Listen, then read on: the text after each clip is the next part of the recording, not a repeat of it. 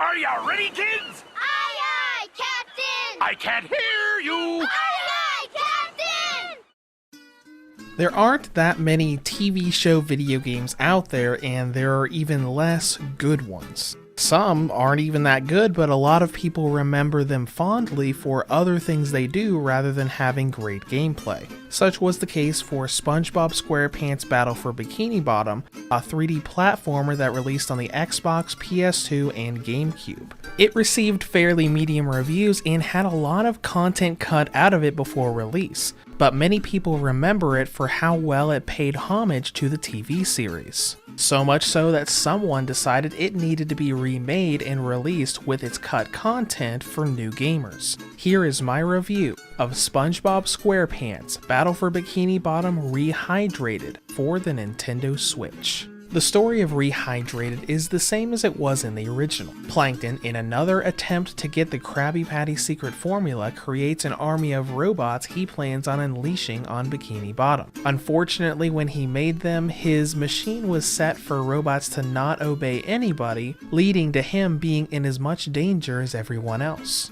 It is then up to SpongeBob, Patrick, and Sandy to join forces and protect their town from the robots. Now, all in all, the dialogue and story here really does fit the TV series. As you go into each area and see the new story scenes, it admittedly does sound like something you would see in an episode of the show. When it comes to gameplay, Battle for Bikini Bottom is a 3D action platformer that is also a collectathon. As you play through the game, you'll be platforming through 3D environments along with attacking enemies to get special collectibles to access new areas. Now, being a remake of the original game, it's got all of the original content as well as the cut multiplayer mode the original did not get, allowing you to go into both local and online matches.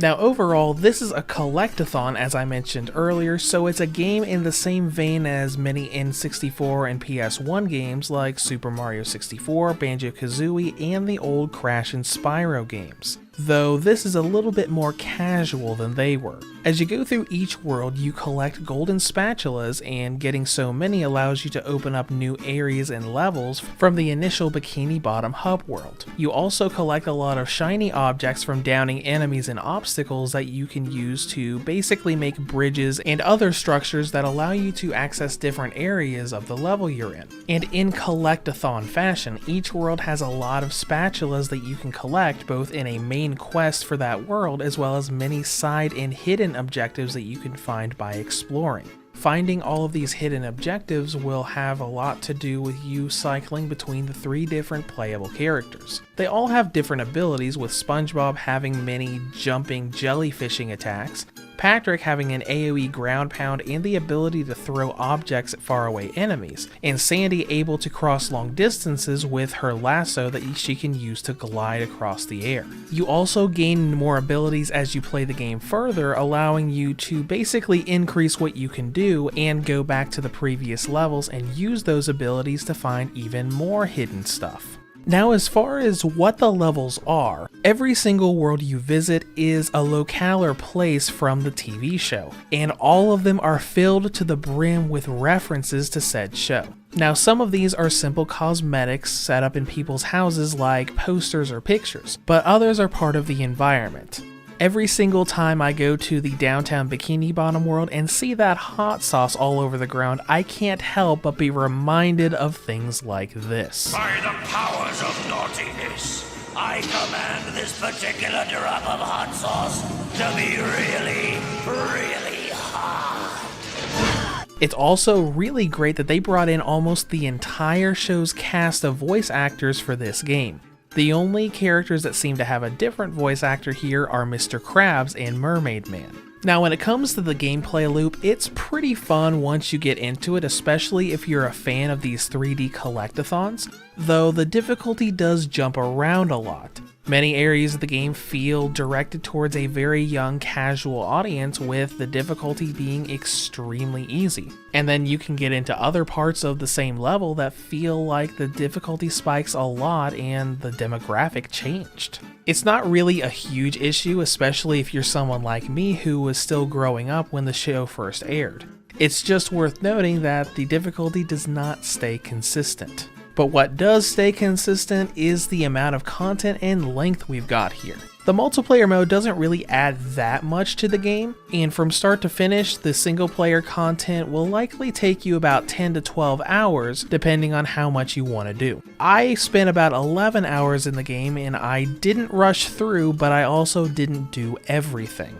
And now let's get to presentation, which is going to be my most critical segment. As far as the visuals go, there are a lot of jaggy areas and a lot of fuzzy environments. It looks alright in some levels, but the characters, especially Spongebob, and the levels just look really washed out, and it really detracts from the cartoony style. The game's also got some problems with performance. The frame rate is pretty random, but it drops very often. It's pretty playable in some areas, but don't expect it to be consistent or hit 30 very often. It's also got a lot of bugs and glitches. The two that I encountered the most were options and buttons randomly not working in the middle of gameplay, and going out of bounds and into a respawn cycle in the Bikini Bottom hub, and instead of respawning, I fell through the ground and fell through nothing until I restarted the game. But now let's get out of this and into battery life. On the original model, Rehydrated has a battery range of 2 hours and 32 minutes up to 3 hours and 35 minutes. On the Nintendo Switch Lite, it has a range of 2 hours and 37 minutes up to 3 hours and 57 minutes. And on the V2 or Redbox 2019 model, it has a range of 4 hours and 7 minutes up to 5 hours and 27 minutes.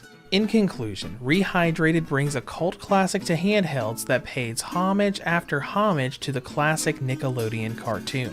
Now on the downside, the game is riddled with bugs, frame drops, inconsistent difficulty, and very fuzzy and washed out visuals that detract from the cartoony style. If bought on a sale, however, it is serviceable enough to enjoy its many references to what many people now would call memes. Reviews to go. Rates SpongeBob SquarePants Battle for Bikini Bottom Rehydrated for the Nintendo Switch a 5 out of 10. If you have any comments or questions, feel free to leave them below. Thanks for watching and have a great day.